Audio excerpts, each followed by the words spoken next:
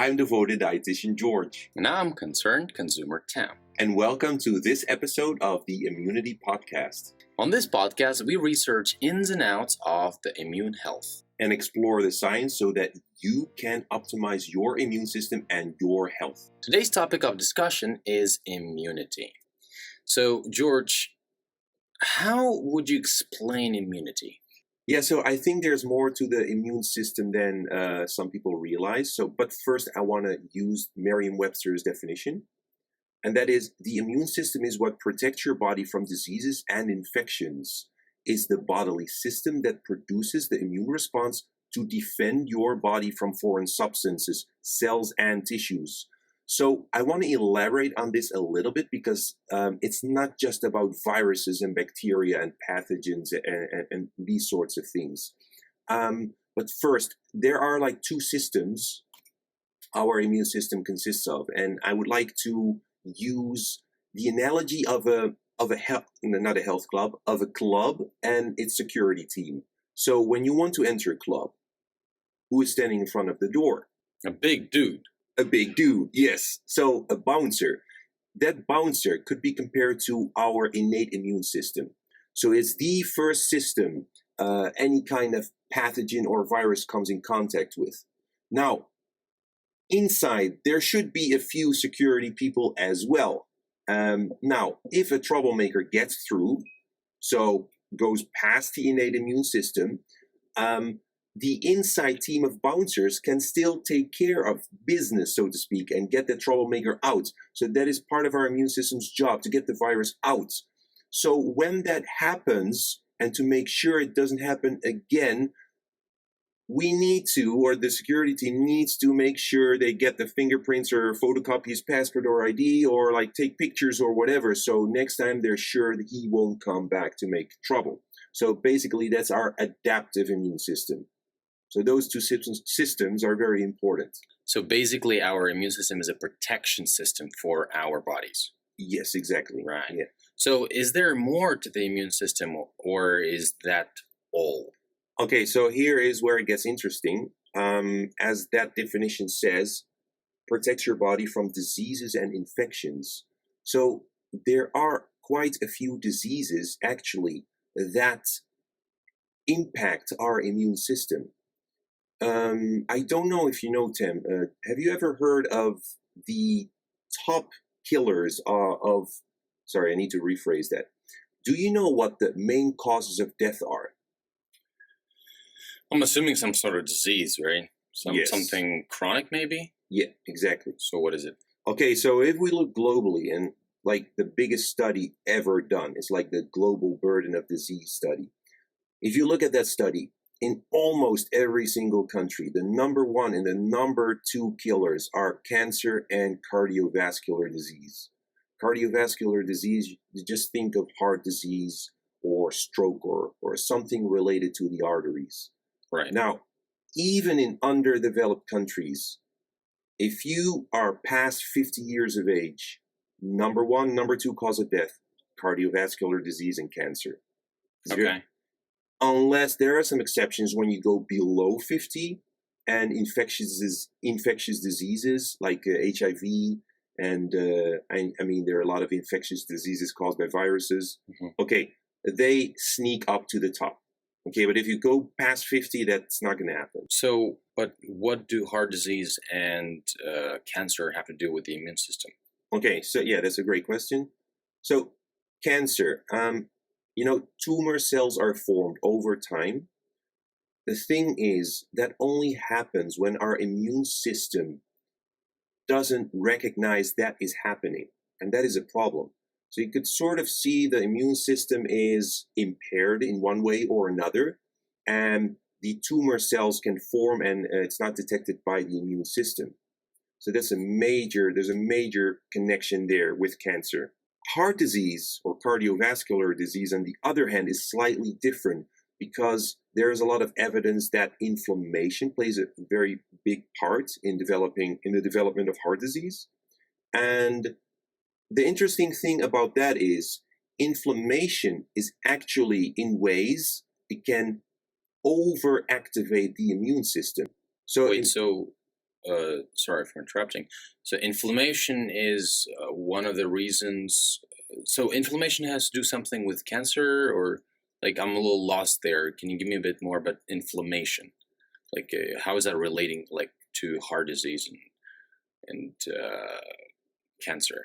Okay, so you should see inflammation like this. Okay, so when a virus invades your body, whether it's a SARS-CoV-2 virus that causes a COVID-19 infection, a flu virus, or a cold virus, basically it's all the same thing. The virus tries to attach itself to the cells in your airways, for example, and your immune system, which uses white blood cells and immune cells, it's the same thing, to basically target the viruses and get it out of the body. In response, when that happens, when white blood cells get active, an infection occurs because it's fighting the virus, the intruders. Then your body temperature rises as a result. So that is an acute infection. And an acute infection is very important because without that infection, actually, we would die because the virus will continue to multiply, cause havoc, and basically we just end our lives. So that infection is basically an acute inflammatory response. Mm-hmm. Now, that is acute. Okay, so let's say a person gets a pimple or a zit, right? Does that constitute inflammation particularly, or? Okay, so I'm not a pimple expert, but I do know, and I've had them before. You have those night white ones, and when you pop them, like pus comes out. Yeah, a lot of pus comes out. So actually, the pus is a nice example because pus is basically just a bunch of white blood cells, and that is actually an infection. And yeah, so that's basically acute inflammation if you look at it like that. Did you hear about Dr. Pimple Popper? Yes, exactly. Yeah. She's very, very famous about it. And all she does is pop pimples. Exactly, yeah. So pretty much she's popping white blood cells then? Yes, well, she pops a whole lot more, I've seen, because I've seen some footage of her, yeah. But that's part of it, yeah. If there's an infection going on under the skin and you have pus, that's white blood cells, that's an infection, that's acute inflammation. Right, okay, I see. So, regarding inflammation and the whole cancer, and inflammation is a response that the immune system gives in order to fight against whatever is incoming from the outside or from the inside through food or something like that, right? Is that my assumption? Is my assumption correct, or? Yeah, maybe first allow me to elaborate on the acute versus chronic, because that's connected to heart disease, for example. Okay. So acute inflammation is what I just said, right? So if you have an inflamed pimple, that's basically acute inflammation. Okay. If you have a flu and you have a high body temperature, yes, that's acute inflammation. If you hurt yourself, you fall on the ground and your wound gets sore, red, and like swells up, that's acute inflammation. Okay, that inflammation happens because of the white blood cells, like I said earlier, right? Okay, so those white blood cells, they produce something called cytokines. I don't know if you've ever heard of it. It's been on the news here and there. No clue. Cytokines sounds like something from, let me think, something from Star Trek, or something of a futuristic terminology used by cosmos people. I don't know. What are cytokines? Tell me. Okay, so cytokines are, well, first, there's a cytokine storm, which is actually the cause of a COVID-19 death. So people don't die of the virus, they die of these cytokines. So cytokines are something that your immune cells or white blood cells produce in order to target the invader, such as the virus. Now, you can compare it like a soldier. Let's call an immune cell. It's like a soldier. The soldier needs to eliminate the enemy by, for example, shoots bullets at the enemy. Well, cytokines are like the bullets of the immune cells. Imagine a soldier is in the dark and still has to shoot things, the enemy. Okay, what's going to happen? Blind shooting? I don't know. Yeah, that's a recipe for disaster, right? Like maybe innocent bystanders will get hit, maybe property will get damaged. Okay, so when immune cells produce these cytokines, it's good in a way because it targets the invaders, the viruses, but it can also damage the surrounding cells and tissues. So that's a problem. Now, when the inflammation is not acute but more chronic, so there's a low, not as high, but like a lower grade and long term, if that keeps persisting, that inflammation, that is basically one of the causes of heart disease. And that is when immune cells constantly produce, not as much, but they do produce these cytokines. They go around your body and damage tissues. And they don't damage your tissues as much as during a cytokine storm. So it's not going to kill you, but long term, that's a problem. And chronic disease can develop. So acute inflammation versus, you mentioned low-grade inflammation.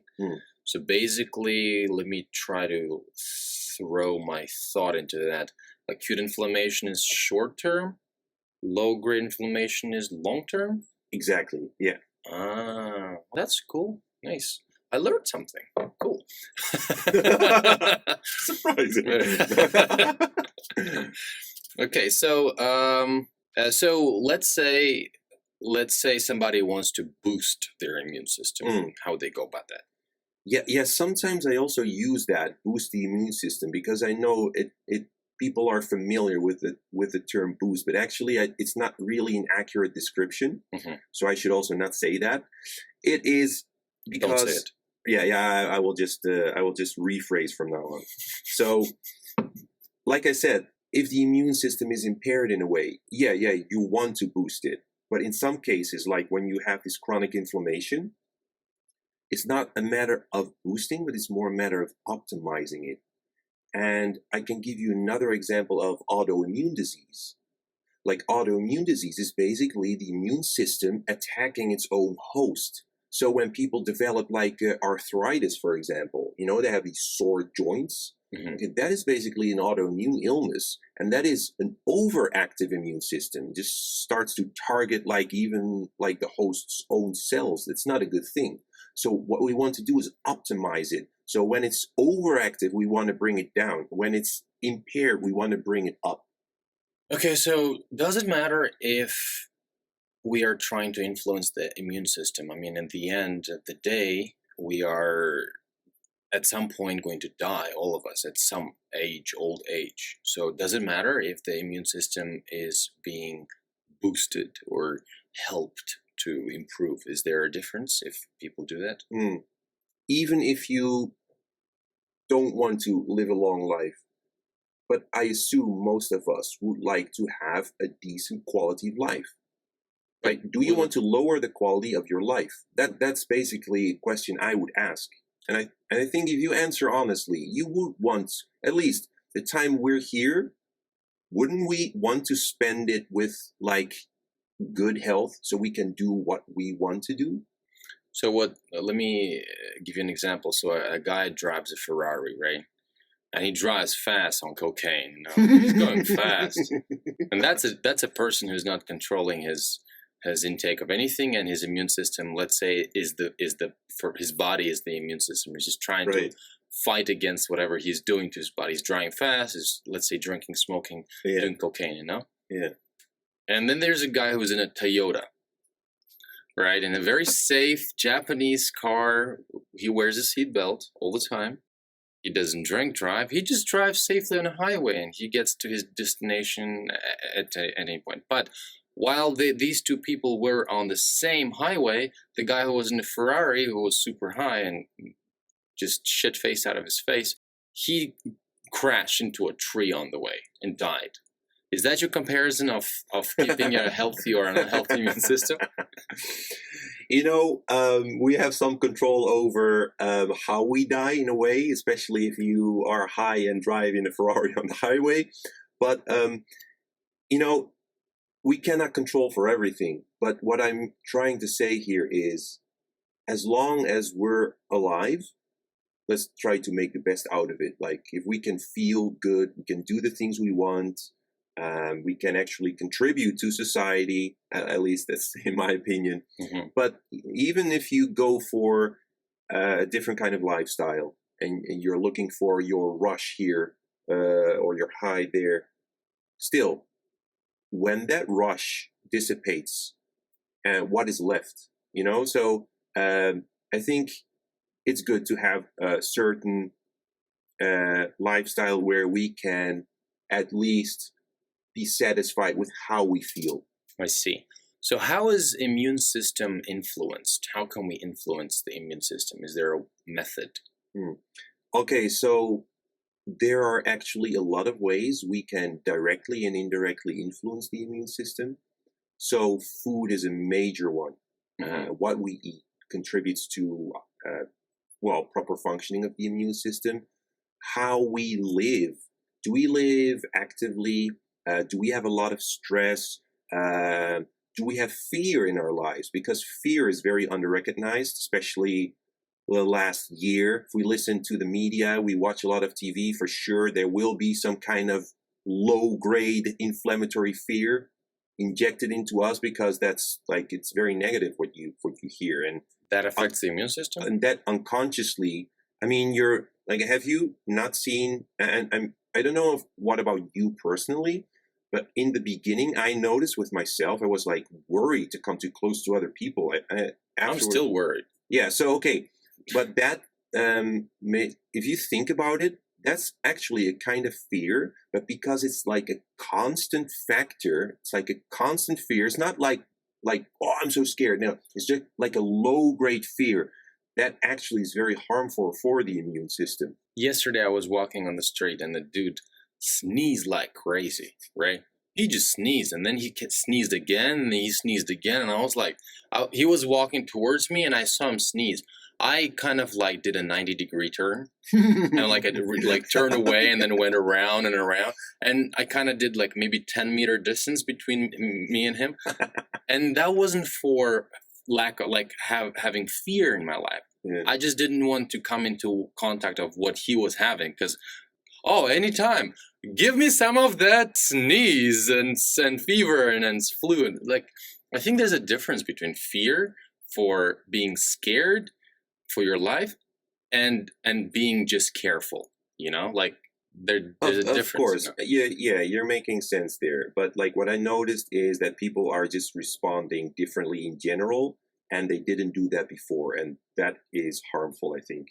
And everybody has to wear and masks. You should stop watching the news, because that's not helping at all. That's not making you do something productive. Well, you really can't avoid the news. I think nowadays the news are everywhere. Okay, but mainstream media news, it's not really helping and contributing to any solution, in my opinion, so far. So, okay, let's get back to the food part you mentioned about the immune system.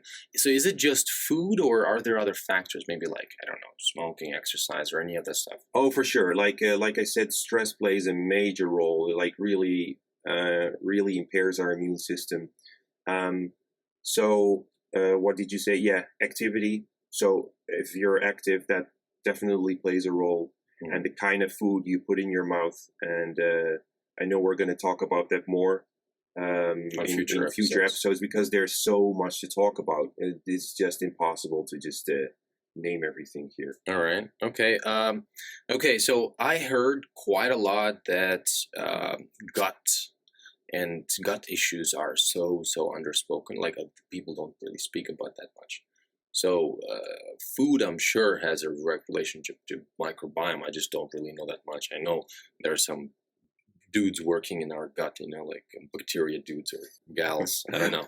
So does microbiome play a role in the immune system? Yeah, and first of all, I have to say I totally agree with you. It doesn't get the attention it deserves, and but for sure, like 70% of our immune system, more or less, is located within our gut.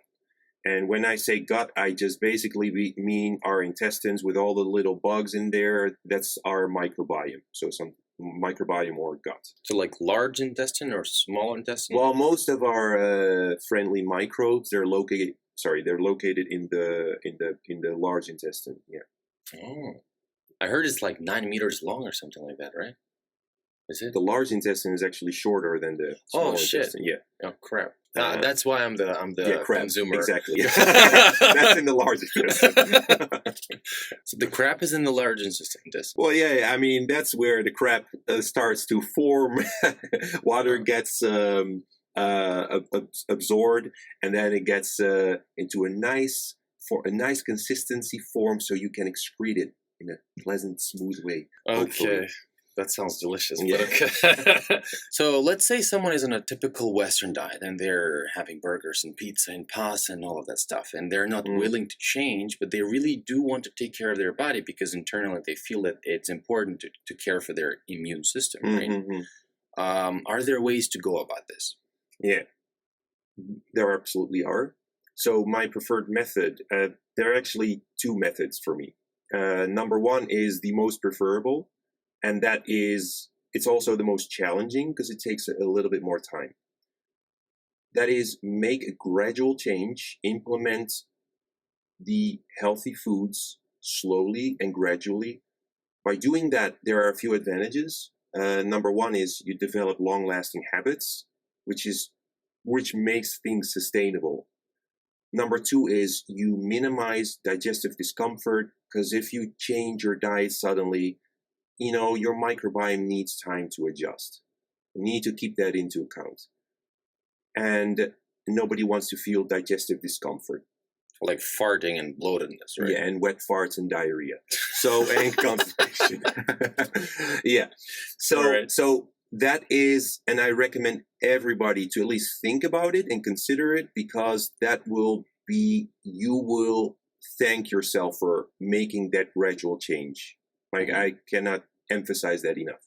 Okay. That said, now, if somebody is not willing to change, there is an easy way out, sort of.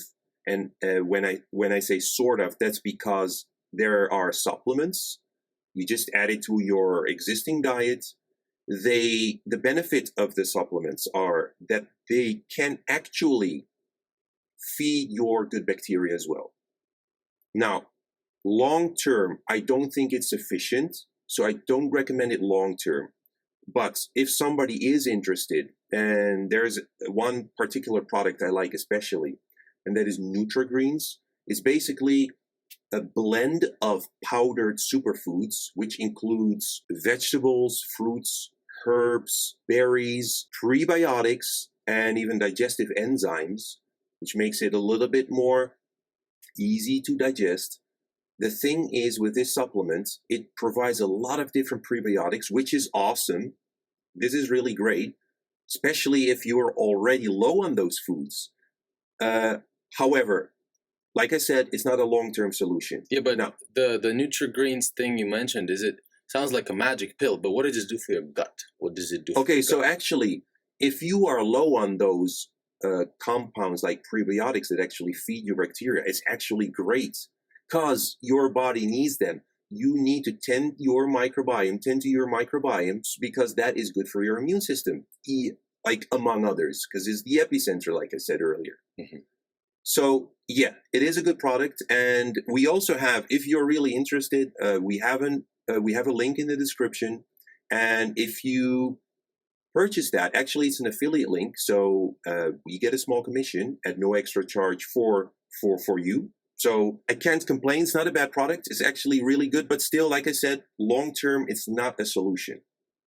Okay, all right. So wouldn't it be awesome if like 1,000 people bought the Nutrigreen supplement and made us a buttload of money? Like, would you still recommend to people if that happened? Oh, because it brings you money, Wow, you really put me on the spot here. Okay, honestly, best case scenario is you buy the supplement and you make a long-term change. You do it both. That would be best case scenario. Okay, how long would they have to use it for example? Like, let's say they buy like a bottle of Nutrigreens. Lasts them, I don't know, 30 days. And let's say something like 2 pills a day. It's a scoop. It's a scooper. Okay, scooper. Right, okay. So you're saying long-term it's not good?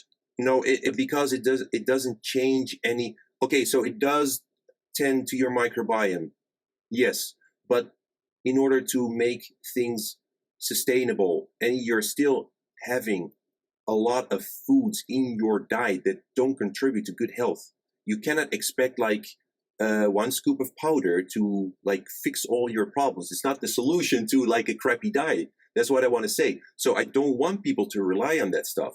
Yes, it's great, but please don't rely on it. That's what I'm trying to say. I see. And if I have to, now I said best case scenario is do both. But if I really have to make a choice between the two, my conscience won't let me actually go for that people would only buy that supplement. I would feel horribly guilty, I think. But please still do go buy it. Because it will help us a little bit here. So let's say for people who are like average consumers watching a lot of movies and, you know, living their lives, who don't really have this inclination for understanding why their gut is important for their immune system. A lot of people know, they heard the word like immune system, they don't really understand it. So why is the gut and the immune system, why are they so like intertwined? Like, okay, so maybe I could give an example here. Let's take a movie from a distant past, Rambo 1. Have you seen it? Yeah, of course. Okay, I like to use this movie as an example. Yeah. You know. Okay, so you know Rambo, he's a soldier, right? Okay, he's a veteran. Okay, so he walks into this village, and then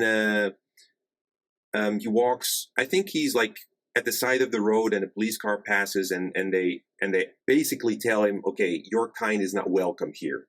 Okay, that's as far as I remember. I mean, I don't quote me on this. Okay, so he still goes into town. And he gets into trouble with the police. Okay, eventually he escapes to the forest, and then he's being chased, and like I think he even throws stones at helicopters, and then there's like a big chaos going on there. Okay, so Rambo is like an immune cell. He's like a really tough immune cell. Okay. Now, yeah. Okay, but an immune cell, like I said, they can produce cytokines. You know, those bullets. Okay, well, Rambo, he produced a lot of cytokines, a lot of them. In the end, the whole village was on fire. I think, like explosions happened, and it was just a big mess. So, okay, that's a very, very strong immune cell. Now, what the microbiome is, and I don't know if you can remember, but in the movie, there's a colonel. His old colonel. Okay, so he came to that place and he tried to talk to Rambo. And in the end, actually, Rambo turned himself in just because of the colonel. Because the colonel, like, he had some kind of, they had a good relationship, and Rambo felt he could understand him. So the colonel was actually like somebody in a leadership type position. And he actually managed that the immune cell, Rambo, actually did the right thing and not create any more chaos. So what I'm trying to say here, that kernel is like the microbiome, managing the immune cells. So without the microbiome being able to manage the immune cells, those cytokines would be like all over our body. We would run into all sorts of problems. Remember the inflammation I told about you earlier? Yeah. Told you about earlier? What am I saying? What you just said is that I really, it kind of stumped me because you combined movies, Sylvester Stallone, microbiome, and gut. That was pretty awesome. It's a nice comparison. I like that. So I'm assuming you're a movie fan yourself. You watch a lot of movies. Oh yeah, I've watched that one. I've watched that one when I was 7 years old, and I watched it with a bunch of teenagers, and I was trying to read subtitles because I couldn't get anything. But I was reading, I couldn't read it quickly enough, and then basically I had no idea what the movie was about. I just saw Rambo doing killing all these badass things. Mm-hmm. Yeah, and my teenage friends were all laughing at me. So, devoted dietitian George, I think I'm quite educated and transcended with the knowledge of the microbiome and the gut. And so, shall we call it a day on this episode? Yes, seems like a good idea. I just want to remind our listeners, method 1, gradual changes is the best. Go for it. Please don't rely on supplements. So we will explore more aspects of the immune system and immune health in future episodes of the Immunity Podcast. So you should definitely follow us on iTunes or Spotify or any of your favorite podcast platforms. We're also available in clip forms, where we break down the long form episode into little clips that will be available on YouTube and on podcast. So you should definitely do that. Go ahead, follow us, download all the new episodes. Right now it's just one, but in the future there'll be more. And we'll see you next time. And please review our podcasts honestly. We appreciate your honest feedback. Oh yeah, thank you.